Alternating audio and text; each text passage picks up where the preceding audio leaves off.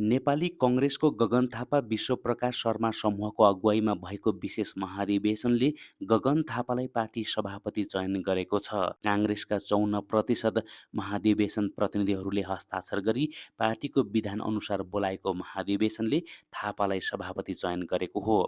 4 दिनसम्म चलेको महाधिवेशनले थापालाई सभापति चयन गर्नु अगावै बुधबार दिउँसो शेरबहादुर देउबा पक्षको केन्द्रीय समिति बैठकले महामन्त्री समेत रहेका गगन थापा, विश्वप्रकाश शर्मा र सहमहामन्त्री फर्मुल्लाह मनसुरलाई कारबाही गरेको थियो।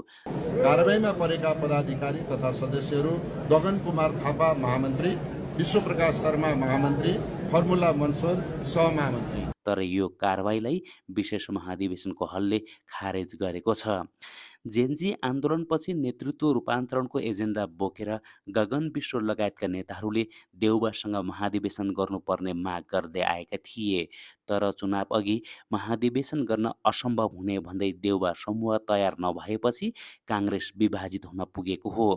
विभाजनको एउटा बिन्दुमा पुगेर थापा सभापति भए। देउबा समूहसँगको विद्रोहबाट आएका भएकाले विशेष महाधिवेशनले थापालाई सर्वसम्मत सभापति चयन गरेको हो। सभापति थापा 2046 सालमा आन्दोलन उत्कर्षमा पुगिरहेका बेला 14 वर्षका थिए। कक्षा 9मा पढ्दै गर्दा उनी त्यस आन्दोलनमा बाल कङ्ग्रेसका रूपमा सहभागी भएका थिए। 2046 सालको चैत 26 गते बहुदल आयो। त्यही बहुदलले गगन थापाहरूका निमित्त राजनीतिक यात्राको बाटो तय गरिदियो।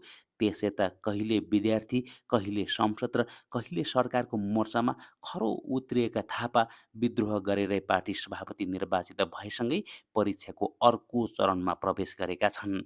तर उनको राजनीति भने कहिल्यै सिधा बाटोबाट अघि बढ्न सकेन।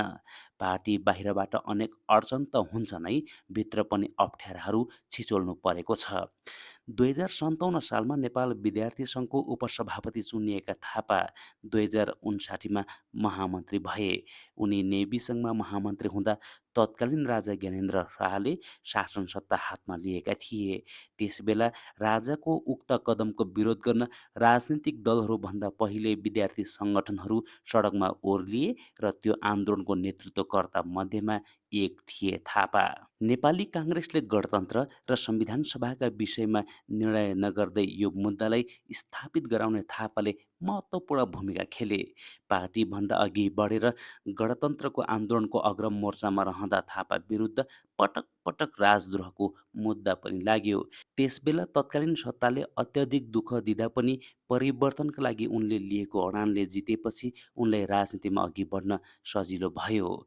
सडक आन्दोलन गर्दा र संसदबाट प्रश्न उठाउँदा थापालाई जति सहज थियो, सरकारमा गएपछि उनी काम गरेरै देखाउनु पर्ने अवस्थामा पुगे। 2073मा स्वास्थ्य मन्त्री नियुक्त भएपछिको 9 महिना स्वास्थ्य क्षेत्रको कायापलट नै हुने गरी त उनले काम गर्न सकेनन्, तर सुधारका थुप्रै कदम चाले। उनले सङ्घीय नेपालको स्वास्थ्य संरचनाको खाका नै तयार पारेका थिए। गठबन्धन सरकारमा स्वास्थ्य मन्त्री थापाको भूमिका धेरै उपलब्धिपूर्ण नभए पनि आशा जगाउने खालको थियो। 2067 सालमा भएको पार्टीको 12औँ महाधिवेशनमा गगन थापा अत्यधिक मतसहित केन्द्रीय सदस्य निर्वाचित भएका थिए र थापाले पछिल्लो बेन्चमा बसेर पार्टीमा परिवर्तन ल्याउन सकिँदो रहन्छ 13औँ महाधिवेशनमा महामन्त्रीमा उम्मेदवारी दिँदै गर्दा भनेका थिए, तर उनी त्यसबेला पराजित भए। पराजित भए पनि पार्टी नेतृत्वले गरेका गलत निर्णयका प्रति प्रश्न उठाए, सरकारका काम कारबाहीबारे सदनमा खबरदारी गरे। चाहे कङ्ग्रेस सहितको प्रचण्ड नेतृत्वको सरकार होस् या ओली नेतृत्वको सरकार होस्, उनले गलत निर्णयहरूलाई गलत भनिरहे, प्रश्न उठाइरहे।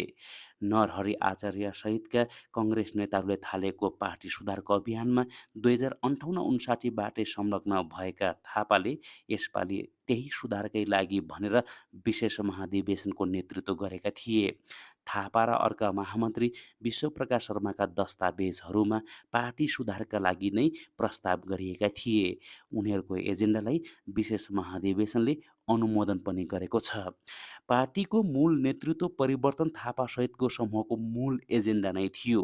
पार्टीको 14औँ महाधिवेशनमा उनको एजेन्डा अनुमोदन भएन, त्यसैले महामन्त्री निर्वाचित भए पनि उनले अधिक समय आन्तरिक शक्ति सङ्घर्षमै बिताउनु पर्यो। प्रश्नहरूको सही जवाब नपाएपछि विद्रोहको बाटो रोजेका थापाले उनैले भनेझैँ विष पिएर भए पनि पुरानै पार्टीलाई जोगाउन भने सकेनन्।